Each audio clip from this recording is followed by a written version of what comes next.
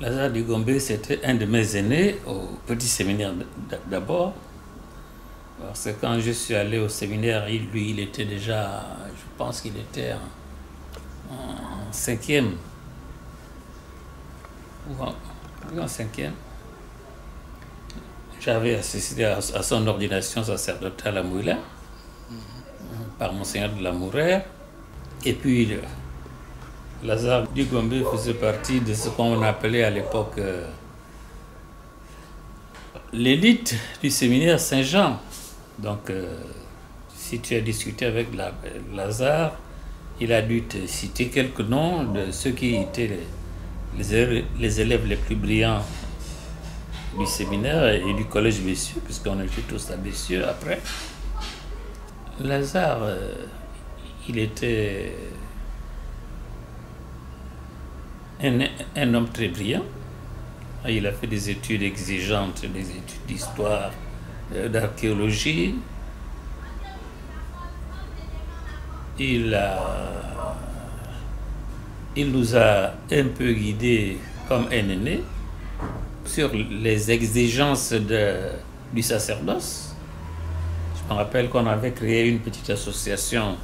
C'était Saint-Louis de Gonzague, voilà, Association Saint-Louis de Gonzague, où on mettait l'accent sur la nécessité de l'exigence, non seulement en vue du sacerdoce, mais l'exigence dans la vie tout court. Cette exigence, ça allait et de la rigueur dans les études, la rigueur dans le sport, enfin, la rigueur partout. Et les souvenirs que je peux garder de mon cher ami Lazare, c'est d'abord ça, n'est-ce pas, cet homme exigeant. Nous nous sommes retrouvés plus tard à Strasbourg. Moi, j'étais déjà parti quelques années avant, puisque j'ai commencé mon grand séminaire à Rome. Et puis, on s'est retrouvés à Rome, puis on s'est retrouvés à Strasbourg. Donc, c'était vraiment une espèce presque de marche-poursuite. Quand il est rentré, moi je suis rentré quelques années après lui. Nous avons été, personnellement j'ai été meurtri d'apprendre qu'il avait laissé le sacerdoce.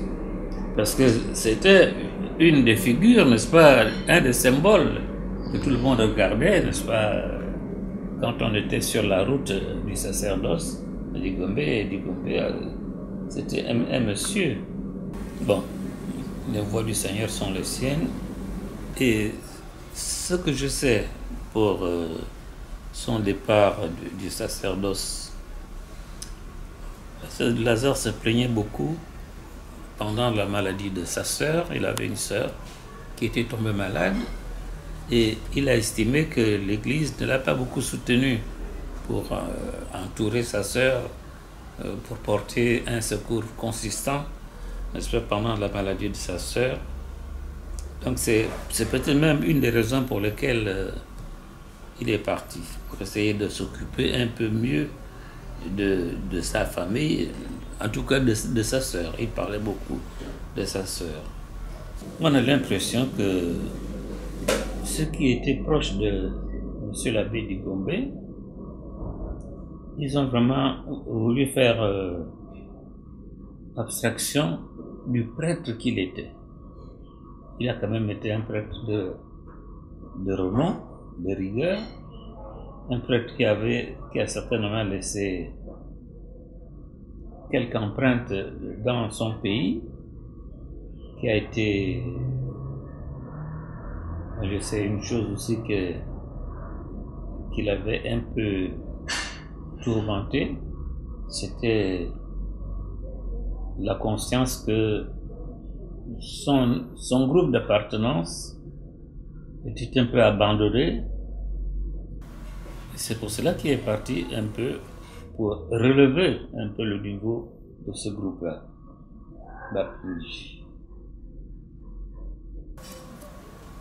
Nous avons l'impression qu'aujourd'hui, les intellectuels sont en perte de vitesse. Et M. l'abbé Digombe était un intellectuel de haut vol. De haut vol. Donc, si les jeunes qui suivent peuvent s'inspirer de lui, je crois qu'ils auront là un maître, non seulement un maître, mais aussi un aîné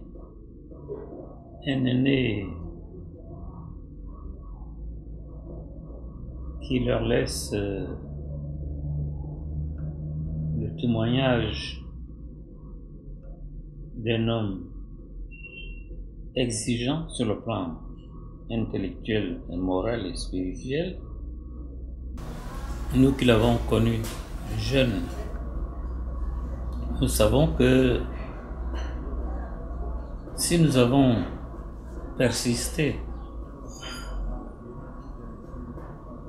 si nous sommes arrivés jusqu'au bout de notre démarche pour devenir prêtre, cela a été dû en grande partie à cause des encouragements de notre aîné Lazare.